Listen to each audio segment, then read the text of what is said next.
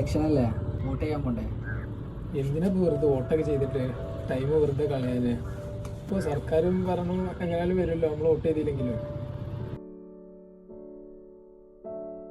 Sir ഗ്രൂപ്പിൽ കണ്ടില്ല?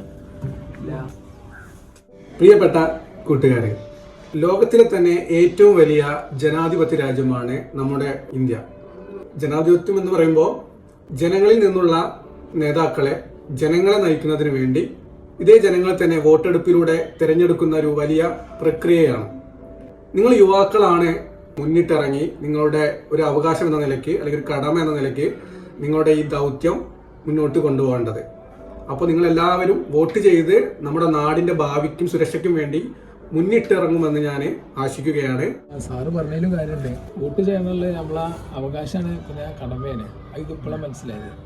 ഞങ്ങൾ വോട്ട് ചെയ്യും, നിങ്ങളോ?